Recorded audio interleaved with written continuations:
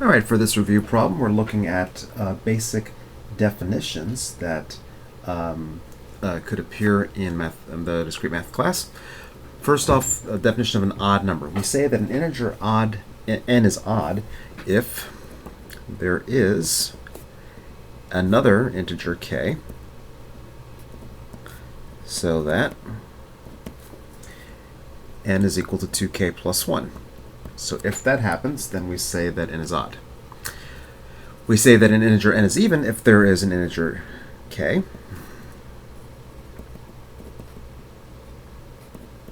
So that n is equal to 2 times k. So if n is equal to 2 times an integer, then we say that n is even. If n is equal to 2 times an integer plus 1, then we say that the number is odd. We say that an integer is a perfect square if there is an integer k.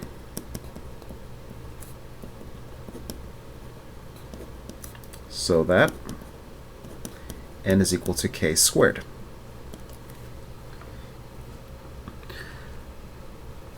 We say that a number n is prime if, now there's two things have to happen. First off, n is going to be greater than 1.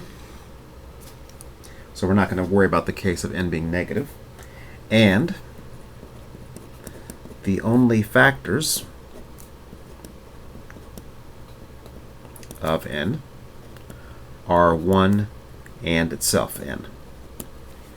And the word factor will be defined down here when I define a divides b. So the only numbers that are factors of n are 1 and n. By contrast, we want to have a number that's composite. Well, a number is composite if n is greater than 1. So the case 1 is neither prime nor composite, so we're not going to worry about that. And, well, I could say n is not prime. That would work. If I wanted to say it in a positive sense, I would say that there is an integer k.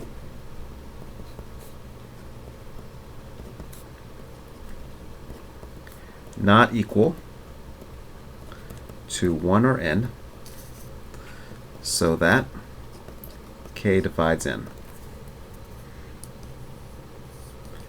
So I could say that n is greater than 1 and n is not prime, or say it this way in a positive sense, that there is some number other than 1 and n such that k divides n. We say that a real number x is rational if there are integers m and n, so that x is equal to m divided by n. So if that happens, then we say that x is rational, and x is irrational if, well, I can say it just bluntly, x is not rational. Or that there are no integers m and n such that x equals m over n.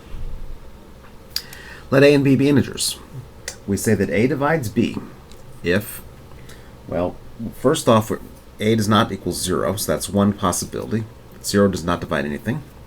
And there is an integer k, so that b is equal to a times k. So if a times some integer is equal to this integer, then we'll say that a is a factor of b, or a divides b. We say that a does not divide b if, well, a does not divide b. Does not exist an integer k, so that b is equal to a times k. So if that's impossible, then we say that a does not divide b.